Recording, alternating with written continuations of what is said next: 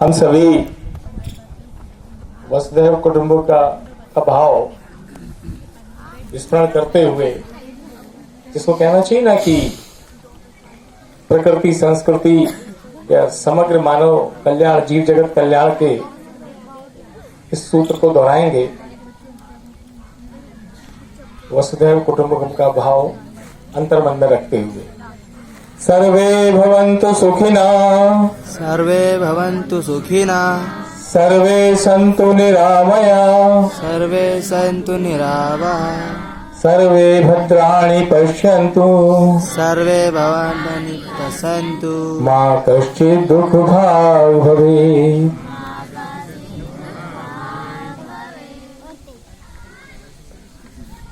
अब भीड़ के बीच में है तो कहना बहुत आसान होता है, लेकिन भीड़ नहीं है तो रीढ़ है, और जहां रीढ़ होती है वहीं समाज जागृत होता है। क्योंकि किसी भी कार्यक्रम में संख्यात्मक विचार होने के स्थान पर यदि गुणात्मक विचार होगा तो समाज में संदेश जाएगा। तो इस पूरी भीड़ को, भीड़ के बीच की जो रीढ़ है, और रीढ़ ही रीढ़ है, इसको सभी रीढ़ को नमन। मंचासीन सभी अतिथिगण, हमारे कार्यक्रम में मैं तो इनको एक प्रकार से राजनीतिक संत की उपमा देता हूँ। सहज सरल निश्चल निष्काम अपेक्षा कामनाओं से मुक्त राजनीतिक क्षेत्र में लंबे समय तक काम करने वाले श्री गिरिराज जी मंडलोई जी, और इस नगर के उत्कृष्ट विद्यालय में उत्कृष्ट पद्धति से उत्कृष्ट शिक्षा देने वाले उत्कृष्ट प्राचार्य डॉक्टर दीक्षित जी, संत कन्हैया जी, महेंद्र जी, संजय जी, और हमारे चक्रधारी जी जिन्होंने भाव विभोर कर दिया, और सबके आपके लाडले मुकेश जी, पूर्व सरपंच जी, अशोक जी, लंबी श्रृंखला है।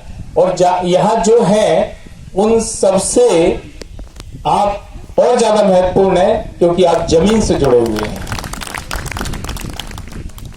ये तो क्रम चलता रहता है, कोई मंच पर कोई जमीन पर। हम सबका एक ही है लोक मंगल का काम उद्देश्य। संयोग भी है। देखिए, हम आदि अनंत काल से भी विचार करें, अभी गिरिराज जी भाई साहब ने बहुत अच्छी बात की, दोनों बात है उसी में से प्रसंग निकला।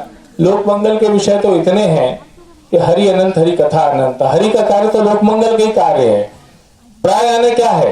प्रभु, और कृति प्रभु की कृति। प्रभु की कृति में से भू शनै शनै हटा तो प्रकृति बन गई। तो प्रभु के कृति के मंगल का कार्य ही श्रेष्ठतम ईश्वरीय कार्य है। यही श्रेष्ठतम उपासना है, यही सभी उपासना पद्धति का सार है। और जैसा भाई साहब ने कहा, अहंकार सबसे बड़ा विकार, समाज में होता है तिरस्कार। विनम्रता की स्वीकारता, सब में होता है मान, हर जगह मिलता है सम्मान। तय आपको करना है कि अहंकार रखना है कि विनम्रता रखना है, आपके ऊपर है।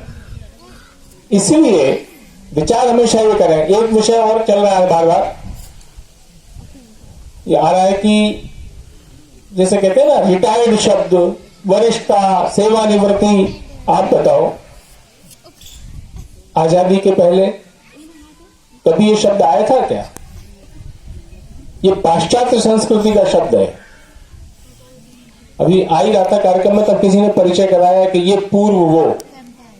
मैंने कहा, कभी किसान पूर्व होता है क्या? कि पूर्व किसान, पूर्व मजदूर, पूर्व डॉक्टर, पूर्व पत्रकार, पूर्व संत, ये कहां से पूर्व लगा लिया हमने? हमने इस प्रकृति के और समाज के सारे संसाधनों से जो जीवन पूरा मिला, उस जीवन में कट ऑफ लाइन कहां से तय कर दी कि 60 वर्ष की बात हो गई। कभी सुना है कोई किसान की 60 वर्ष उम्र हो गई, भाई मैं रिटायर्ड हो गया, खेती नहीं करूंगा, अब तुम जानो तुम्हारा काम जाने? देखा है कभी? या संत जी कह रहे हैं कि हो गया मैं 60-62 वर्ष का, अब मैं ये नहीं करूंगा? अरे ये तो एक सरकारी व्यवस्था का एक छोटा सा सिस्टम है। दुर्भाग्य ये है कि हम सब जो सरकारी तंत्र की व्यवस्था के इतने अनुगामी हो गए हैं कि कहां से ये शब्द चल गया। आप ये मानिए जो अपने आप को रिटायर्ड समझेगा तो प्रभु भी समझेंगे टायर्ड हो गया, ऊपर ले लो। रिटायर्ड मत होइए, रिचार्ज होइए हमेशा। 60 के बाद रिचार्ज रहिए। पूर्व भूतपूर्व शब्दों को हटाइए। देखिए गिरिराज जी को कभी भूतपूर्व लगते हैं क्या चमक दमक है इनके व्यक्तित्व कृतित्व में। रिटायर्ड नहीं होना है कभी। रिटायर्ड हुए तो टायर्ड हो जाओगे, रिचार्ज रहो। तो ये दोनों शब्द आए थे, इसलिए उन पर बात करना जरूरी हो गया था।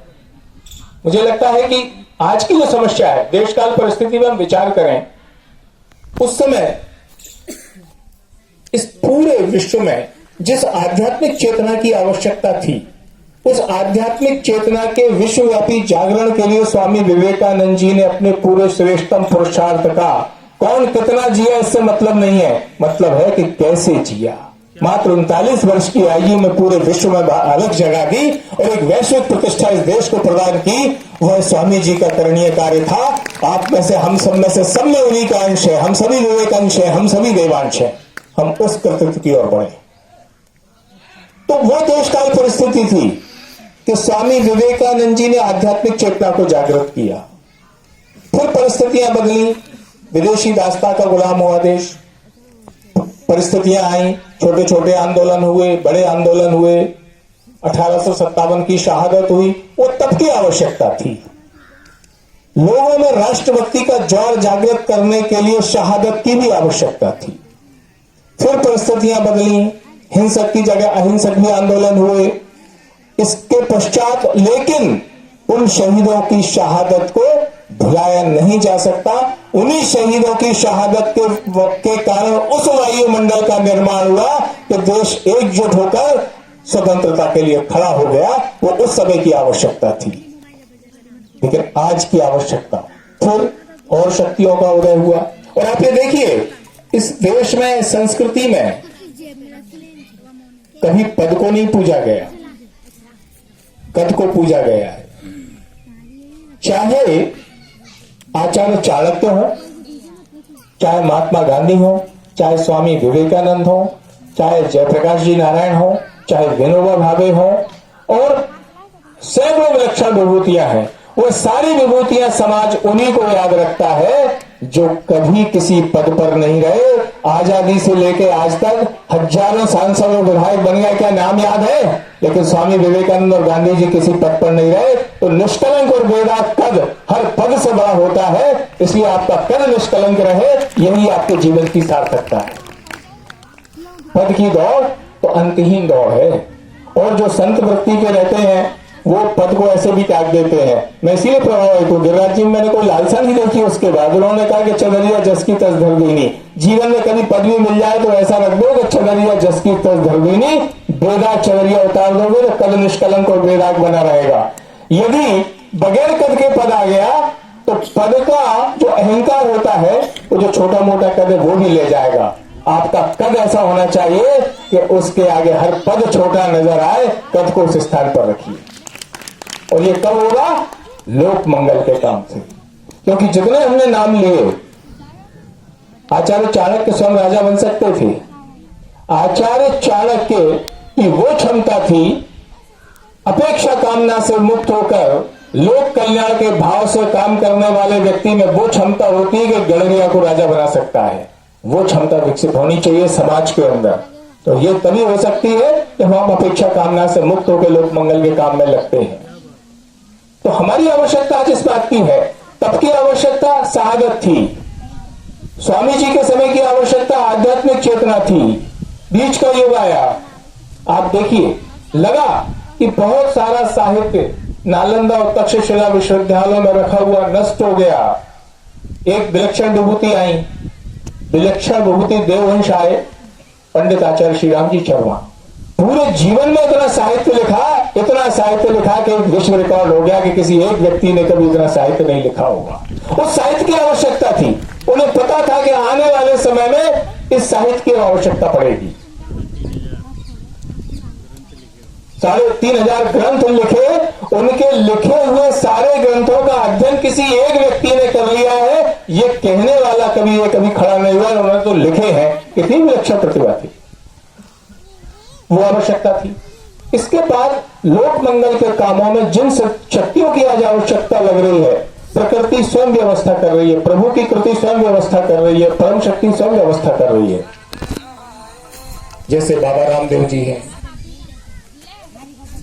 तो कुल मिलाकर अब उसमें जैसे विभिन्न संगठन। और एक और चीज ध्यान रखें, इस देश में, इस सनातन संस्कृति के केंद्र बिंदु भारतवर्ष में 6 लाख गांवों में एक भी गांव ऐसा नहीं है जहां अपेक्षा कामना से मुक्त होकर कोई ना कोई व्यक्ति लोक मंगल के कार्यों में ना लगा हो। चाहे वो चींटी को चुगाना हो, चाहे हाथी को चराना हो, चाहे जल संरक्षण हो, चाहे गौ संरक्षण हो, चाहे वन संरक्षण हो, चाहे भू संरक्षण हो, चाहे चिकित्सा सेवा हो, चाहे निःशुल्क शिक्षा हो, किसी न किसी लोक मंगल के काम में लगा है। लेकिन दुर्भाग्य यह है कि विकृति और विकारों की दुर्गंध कुछ समय के लिए तो बहुत तीव्र आती है, लेकिन सत्कर्मों के सात्विक सकारात्मक कार्यों की सुगंध भीनी भीनी रहती है। तो समाज की दिशा और दृष्टि, और विशेष तौर पर मीडिया की भी कहेंगे, लूट, हत्या, डकैती, बलात्कार की घटनाओं को अतिरंजित करके प्रस्तुत करना, रोचक बनाना और अपनी लीडरशिप बढ़ाने की दिशा में जो चल रहा है ना, यह भी राष्ट्रद्रोही कार्य है। कौन कहां जल संरक्षण कर रहा है, निःशुल्क शिक्षण कर रहा है, पौधरोपण कर रहा है, यह फुर्सत नहीं है मीडिया को दिखाने की, क्योंकि इसमें कुछ आर्थिक लाभ नहीं है ना। वो स्वयं ही अपना लगा के कर रहा है, वो क्या देगा। इसलिए यह दृष्टि रखना भी एक आवश्यक है कि यदि समाज में व्याप्त विकृतियों की दुर्गंध की सदा, जो कहते हैं ना, दुर्गंध की तीव्रता को कम करना है, तो हर गांव की इस भीनी भीनी सुगंध जो कर रही है, जो बयार बहक रही है, महक रही है, उस बयार को हम संकलित करें, एकत्रित करें, प्रोत्साहित करें, उत्साहित करें। जहां जो कर सकता है वो करे। अच्छा काम कर सकते हो करो, अच्छा काम नहीं कर सकते हो तो अच्छे काम की बात करो, अच्छे काम को लिखो, अच्छे काम को प्रोत्साहित करो। यह भी नहीं हो सकता है तो सारे अच्छे कामों को करने वाले लोगों को एक मंच पे लाके उनके अनुभव साझा करके ऐसे वायुमंडल का निर्माण करो कि सारी दुर्गंध ही कहीं दब जाए। इस दृष्टि से जो काम कर रहे हैं, ये सुगंध जो कहते हैं ना, भीनी भीनी सुगंध विभिन्न स्थानों से, हर गांव के घर से जब उठेगी तो सुगंध के ऐसे वायुमंडल का निर्माण होगा कि दुर्गंध का दूर दूर तक पता नहीं लगेगा। दुर्गंध को, विकारों को, विकृति को दूर करने का यही श्रेष्ठतम मार्ग है। आज अभी सब परिणाम दिख जाए इसकी चिंता मत करिए। यदि 80 वर्ष की आयु में दादा कोई वृक्ष लगाएंगे आम का, तो इस दृष्टि से नहीं लगाएंगे इसका फल मैं खाऊं, वो इसलिए लगाएंगे कि बहुत सारे फल के वृक्ष थे और मैंने जीवन में फल खाए, आज मैं लगाऊंगा तो आने वाली पीढ़ियां खाएंगी। लोग, यह भी एक श्रेष्ठतम लोक मंगल का काम है। तो सबसे बड़ी समस्या आज जो है, वहीं पे विषय आ गए थे कि हथियारों की लड़ाई, अहिंसक संघर्ष, आंदोलन, फिर क्या कहना चाहिए, अनशन, ये सब हुई, आजादी प्राप्त हुई। आजादी प्राप्त होने के बाद जो सबसे बड़ी विकृति इस समय समाज में आई है, वो सबसे बड़ी विकृति है भोगवाद। बहुत बड़ी समस्या है और इस समस्या से पूरा समाज ग्रस्त हो चुका है। और कुशासन, क्योंकि वर्तमान व्यवस्था में, और ये भोगवाद की उपज है कुशासन, क्योंकि भोगवाद का अर्थ क्या है, आज अभी इसी वक्त मैं प्रकृति के सारे संसाधनों को एकत्रित करके कैसे भोग कर लूं, ये भोगवाद है। ये प्रकृति को नष्ट करने वाला बात है, ये सबसे घातक है। यह तो एक विषय है। हम कहते हैं स्वदेशी विदेशी, आप जिसको विदेशी कह रहे हो वो अपने देश में स्वदेशी है। आप वहां जा रहे हो, आप उसके लिए विदेशी हो। निश्चित रूप से स्वावलंबी शब्द से भी बड़ा परस्परावलंबी, स्वावलंबी में भी एक अहंकार आता है, मैं स्वावलंबी, लेकिन ये मुझ पर निर्भर हूं, मैं इन पर निर्भर हूं, ये परस्परावलंबन ही श्रेष्ठतम आलंबन है। अब परस्परावलंबी व्यवस्था टूट गई। लोहार है, बढ़ई है, गड़रिया है, मतलब कितने कुटीर उद्योगों की लंबी श्रृंखला, ये परस्परावलंबन था गांव का, टूट गया। निर्भरता बढ़ गई बाजार पर बड़ी निर्भरता। इतना बड़ा 125 करोड़ का बाजार, तो विदेशी कंपनियां आकर्षित होंगी। हम बार बार क्यों करते हैं देशी स्वदेशी और विदेशी?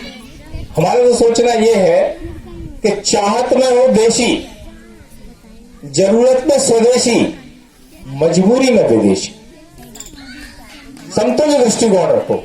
चाहत में देशी कैसा, क्या झंझट है कि वोल्टास का फ्रिज लें कि गोदरेज का लें कि कौन सी देशी कौन सी विदेशी। अरे इतनी अच्छी तकनीक की मटकी और सुराहियां बनाओ कि किसी भी फ्रिज की जरूरत नहीं पड़े। अब मजबूरी हो गई कि आवश्यकता ही है ना, कोई परिस्थिति ऐसी, कोई यंत्र ऐसे है कि एसी लगना ही जरूरी है, तो विचार कर लो कि स्वदेशी कंपनी का कौन सा है, विदेशी का कौन सा है। कपड़ा पहनना ही आवश्यक है, तो देशी कंपनी के कौन से, विदेशी के कौन से। अन्य उपकरण है, बिजली उपकरण है, तकनीकी उपकरण है। लेकिन हम उस वृत्ति पे क्यों नहीं जाते? हम क्यों विचार करते हैं कि ये जूता देशी कंपनी का, ये विदेशी कंपनी का? आपको पता है जो इतने बेचारे चर्मकार हैं, ये अच्छे से अच्छा जूता 150 से 200 सवा 200 रुपए के अंदर बनता है, और बनने के बाद जब बाटा की सील लगती है तो 999 की कीमत आती है। और उसी से जाके सीधे बनवा लो, ले लो बेचारे से 250 में, क्यों 999 दे रहे हो? इसलिए देशी विदेशी से भी पहले जरूरी, चाहत से देशी, जरूरत पर स्वदेशी, मजबूरी में विदेशी। ये देश के विकास के लिए आवश्यक है। अब इससे बड़ी बात क्या आई? समस्या आज जिस भोगवाद की है उसके विरोध की आवश्यकता है।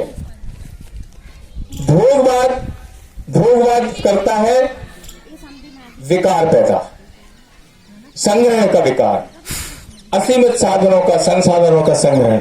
जब भोगवाद होगा तो संग्रहण का विकार आएगा, विकार आएंगे तो विकृति आएगी, विकृति आएगी, विकार आएंगे तो संस्कार नष्ट होंगे, आएंगे विकार जाएंगे संस्कार, आएंगे संस्कार तो जाएंगे विकार। तय आपको करना है। तो विकृति से नष्ट होती है संस्कृति, और संस्कृति जब नष्ट होती है तो प्रकृति नष्ट होती है। प्रकृति को बचाने के लिए भोगवाद का विरोध व्यापक रूप से करना आवश्यक है। भोगवाद यानी क्या है?